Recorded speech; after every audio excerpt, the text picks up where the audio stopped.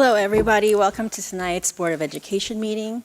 We called our meeting to order earlier in our closed executive session, so now we can begin the agenda. Dr. Adderhold, do you have any comments to start us off with? Sure. Good evening, everyone. Just with respect to the budget calendar, there's no presentation tonight. Historically, we would have run a presentation on the budget, followed by a tentative budget would usually be the first meeting in March. As you may know, Governor Sherrill, they had a postponement until today of the budgetary address. As a result of that, it was historically the last week in February. As a result of that, the state aid numbers are not anticipated until Thursday. So it was not possible for us to bring forward a tentative budget by tonight's meeting. However, the budget window has been extended, so we will have a tentative budget presentation at the next board meeting on the 24th of March. So no budget presentation tonight for the reason of the budget address was today. We are anxious to hear about where funding will land. The general overview is last year guardrails were put in place for districts. You could not gain more than 6% in state aid, and you could not decrease by more than 3%. That is being honored moving forward in this budget build. So there are some guardrails to protect districts from catastrophic losses, which was great to hear today. The other thing is they are going to continue the way in which special education extraordinary aid is calculated based on the idea of actual versus percentage of enrollment. So that is a continuation. That's actually a reason we lost aid last year as a district. So that will continue moving forward. So we'll see when the results come out on Thursday. So I know the finance department and myself will be anxiously awaiting those numbers, and those will be publicly released. Thank you. All right. Thanks, Dr. Adderhold, for the update. And now I am pleased to turn the floor over to our student representatives. So from High School South, we have Anna Chen and Alice Nadoji. And from High School North, we have Anissa Samuel and Logan Klein. So I'm not sure who's going first, but go for it. Hello everyone, we hope everyone stayed safe during the recent snowy weeks and are enjoying the warmer weather now.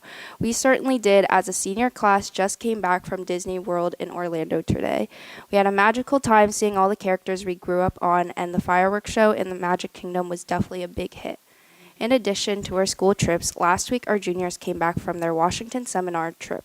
They were able to explore Capitol Hill, learning the history of the beginning of the United States, and even attended panels from South alumni Josh Cohen at the Department of Treasury. Our winter sports have now finished, with our boys swimming team taking first at counties and undefeated CVC champions. The girls swimming team also had a successful season, taking third at CVC finals, and both teams moved on to sectional finals. Finally, at the Meet of Champions, senior Julian Fang took home 6th place in the 100-meter breaststroke event. The winter track team also had an amazing season, with many of their athletes beating their personal record in the CVC Champions event. Senior Aiden Hines placed 5th in the 55-meter race and 4th in the 200-meter race. Junior Ahiko Okamoto placed 7th in the 55-meter race, 6th in the 5th-meter hurdle race, and 7th in long jump. Sophomore Yona Choksi placed 2nd in the long jump and 5th in the 55-meter hurdle race. Senior Eli Mills placed 5th in the 55-meter race and 6th in the 400-meter race. And finally, for senior Julius Kingsler placed 6th in the 400-meter dash at the Meet of Champions. The girls' basketball team and some wrestlers made it to state competitions, and some athletes are beginning to receive accolades. From girls' basketball, senior Sophia Latif Estefan was awarded 2nd All-CVC team, and freshman Riddy Paula as honorable mention All-CVC team. Overall, we are very proud of our successful winter sports season. To add on, last month during Chinese New Year, North and South hosted their annual China Night. It was an incredible performance with new acts ranging from dance to game show to kung fu and more. Also, our theater department held their musical Legally Blonde. The cast worked exceptionally hard through the snow days, selling out Friday and Saturday night shows. Additionally, the director, Miss Stoddard, made her final runs as she retired from South's theater program after 40 years of managing. In addition to last month, South Student Council and North's Executive Board held a joint pickleball tournament. Many teams participated, and it was a great, spirited event away from academics. Speaking of academics, Academic Decathlon recently hosted a competition at South. Additionally, the Model UN team participated in the national level conferences like Ilmunk at UPenn and NAMUN in Washington, D.C., and many students received high scoring awards. Earlier in February, our teachers showcased their course curriculum, and students are currently in the process of selecting courses for the next school year. We'd now like to highlight Mr. Porter's outstanding effort during Black History Month. Last month, he effectively led his students to become subject matter experts on various pivotal figures, movements, and milestones in Black history. In celebration of their hard work and to spread the knowledge, he hosted South's African American Read-In on February 26th during school and a family night on February 24th. This event was established in 1990 by the Black Caucus of the National Council of Teachers of English as a way to make literacy a significant part of Black History Month. Lastly, we'd like to take note of our music department, choir, orchestra, and band collaborated for the Building Bridges music concert with Grover, orchestra holding a competition with neighboring students, and band went to Atlantic City to perform at a convention for teachers. Later this month, our music department will head to Nashville, exploring the city of music, and will participate in some competitions. As we look forward to warmer weather and exciting end-of-year events, we'd like to now pass it on to North. Thank you. Thank you so much for having us here today. To start off, North Student Council is trying to achieve their Standards of Excellence Award from the New Jersey Association of Student Councils. As a part of attaining this award, we have to get evaluated by another school as well as evaluate another school. On March 6th, our executive board took a trip to Thomas Edison Energy Smart Charter School to evaluate them. It was a fun experience for us, and we're excited for our evaluation on March 18th by Bridgewater Raritan. Additionally, our very own Kushi Maheshwari wrapped up her term in NJASC State Office. We hosted the transition meeting between the 2025 board and the 2026 board, and we can't wait to see what their future holds. After our success with the North and South volleyball event, we decided to host another pickleball event with both North and South students. Hosted at North, 32 teams played in a single elimination tournament to win donuts and 2 Dunkin' gift cards. It was a lot of fun watching students play to find the best team. Additionally, North and South Chinese clubs hosted China Night in February. It was an exciting watch with both clubs coming together to share their appreciation for Chinese culture. Additionally, our theater department put on their musical Mamma Mia from March 26th to February 26th to March 1st, and it was an amazing and fun watch with multiple sold-out shows.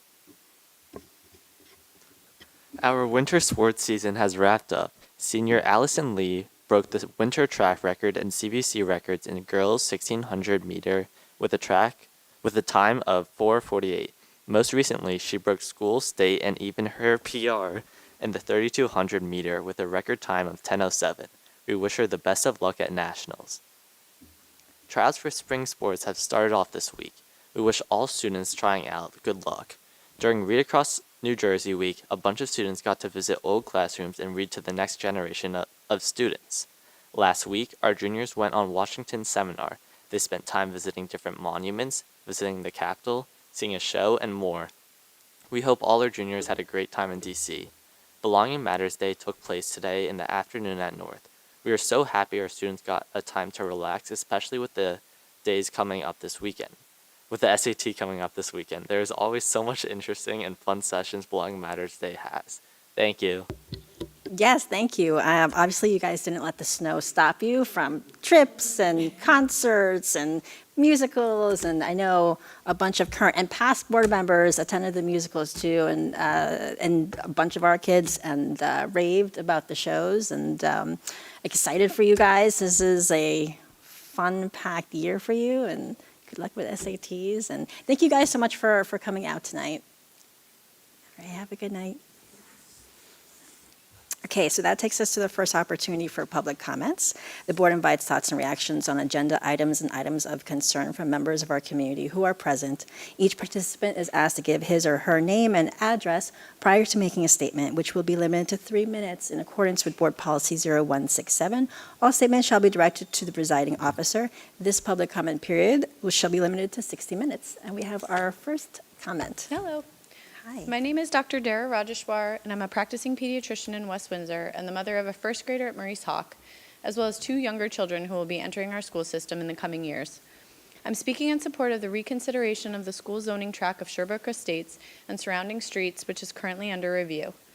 While the overwhelming majority of children who attend Maurice Hawk Elementary School continue on as a cohort to Village and then Grover Middle, a relatively small neighborhood attends Maurice Hawk, then Millstone for 2 of the 3 years, and then goes back to Grover.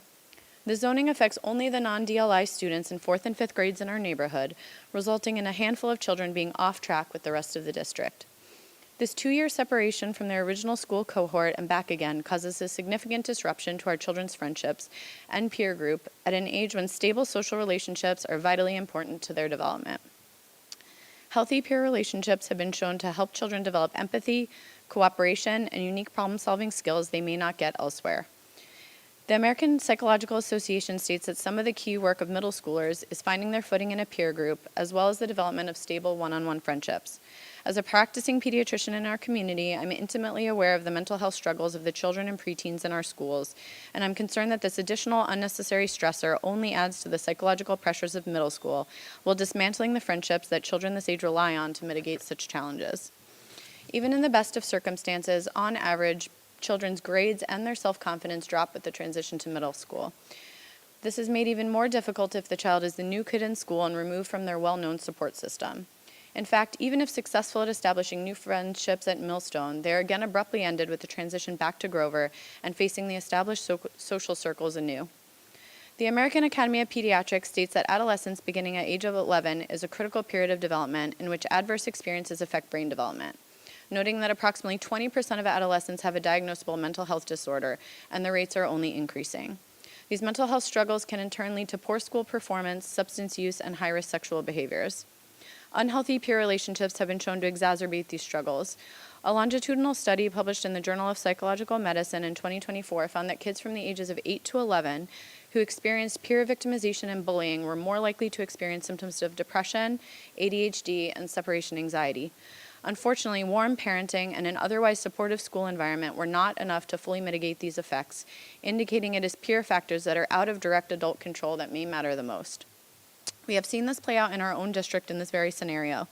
Another family who's also supporting our request for rezoning had such a negative experience with their child's restructured peer group during these 2 years of being off track, they chose to move a younger sibling out of district rather than to go through the same transitions.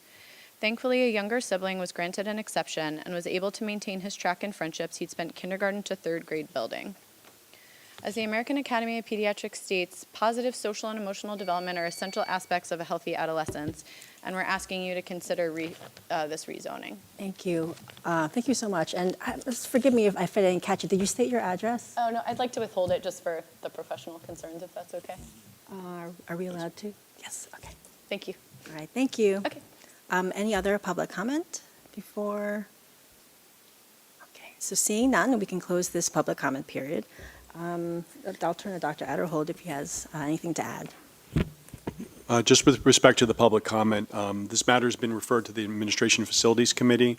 Ms. Nkata, our Assistant Superintendent for Pupil Services and Planning, has been engaged in a review over time and will be bringing forth this matter for recommendation to the committee in a future meeting. But it's very much on the radar of the administration now that it came forward last summer. Thank you.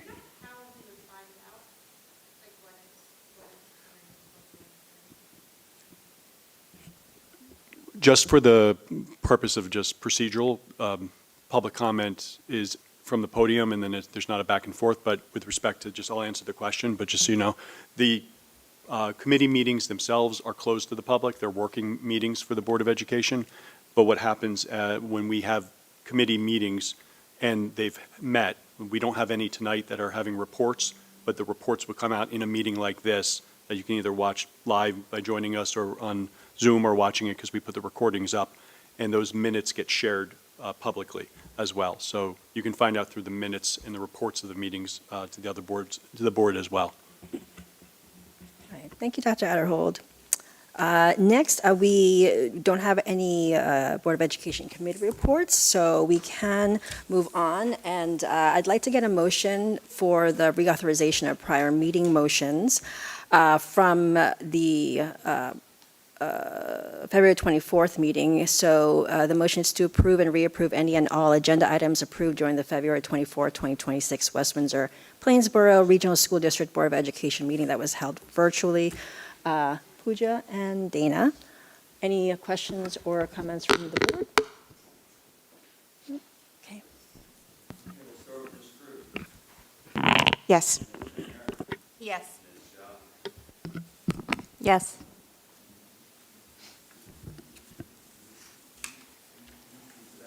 Yes. Yes. Yes. Yes. Yes. Yes. And for more voting, can I get a motion for administration items numbers 1 through 3, plus the purple addendum? Liz and Janta, any questions or comments for administration? No? Yes. Yes. Yes.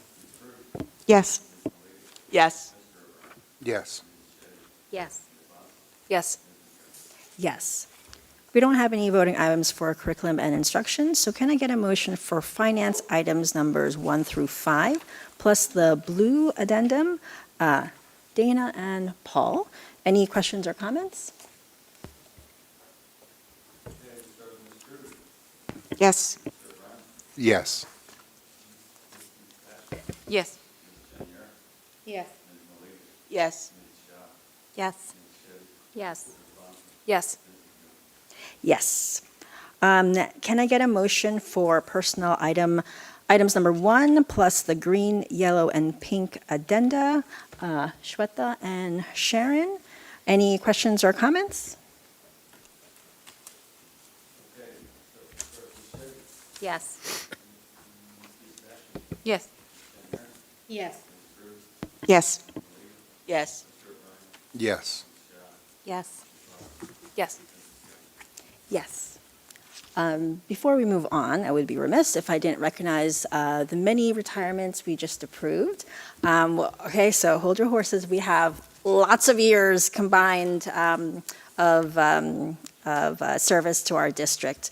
The first, we have Nancy Ann Lowry, who is our special education teacher from across the district, and she's retiring after 32 years of service to WWP. Catherine McGinnis, our language arts teacher at Community Middle School, is retiring after 27 years in the district. Anne-Marie Hughes, who is our teacher resource specialist for instruction and intervention, is retiring after 13 years at WWP. Laura Nash, who is our school psychologist over at Morris Hawk, is retiring after 21 and a half years at WWP. Wendy Allen is retiring after 26 years in the district. She is our student assistance counselor at Grover Middle School. Barbara Walling is our teacher resource specialist for instruction and intervention, retiring after 31 years in service to the district. And we have another teacher resource specialist for instruction and intervention, Teresa McClendon, who is retiring after 33 years of service to WWP. Mark Bensavengo, who is our music teacher at High School North, is retiring after 33 years at WWP. And last but not least, we have Deborah Rice, a bus driver across the district, who is retiring after 7 years in the district. So we wish you all well, and we thank you for your many years of service to the district, serving our students and our community. Next, can I get a motion to approve the Board of Education minutes from February 24th? Loy and Ajanta. All in favor say aye. Aye. And no abstentions? Do we have any board liaison reports this evening? Oh, okay, seeing none. Any new business? Nope. That takes us to our second opportunity for public comments. The board invites comments from members of our community who are present. Each participant is asked to give his or her name and address prior to making a statement, which will be limited to 3 minutes in accordance with Board Policy 0167. All statements shall be directed to the presiding officer. This public comment period shall be limited to 15 minutes. Looks like we have one comment at least. Hi, good evening, Dan Weiss, 15 Canoe Brook Drive in West Windsor, Council Liaison to the Board of Education. It occurred to me that I should probably just mention that last night at our council meeting, the council approved 7 new zoning ordinances that are in support of our affordable housing commitments in the 4th round of affordable housing going forward. And it's a little premature to start planning for those folks, but I know it's something that you always take into account when you're doing budgeting and such. But this round of affordable housing, which is a 10-year plan, so 2025 to 2035, in West Windsor specifically, we're looking at about a total of about 1,800 new residences. They're mostly high-density types of buildings, stacked townhomes, apartment complexes, and actually the majority of them are on what would be considered the west side of West Windsor. So that's specifically the area around Route 1 and even west of Route 1. So all the people that have Princeton addresses but are still in West Windsor, that's where the majority of the development will occur. Correct. Yes, and they're, quite frankly, they're not really family-friendly buildings because they're, high-density apartment complexes. I mean, there are, as per required, 1, 2, and 3-bedroom units in that, but there's no single-family homes that are being built as a result of this. Part of this, West Windsor is often sort of at the short end of the stick in these processes. This is all state-driven. We are both blessed and cursed with a very healthy community here, a very healthy economy within West Windsor, and still quite a bit of undeveloped land that's available for development. So we got hit with, we had the highest obligation in all of Mercer County, and if you look at all 500 and some odd municipalities in the state, we were in the top 20 as the number of units that were. Say again? Not that I'm aware of. Yeah. And they're being scattered. It's not like there's one giant development with all 1,800. There's a bunch of pockets in a variety of places, which is why there were literally 7 different ordinances where we had to do zoning changes to allow a residential building there. So just wanted to put that on your radar. Thanks.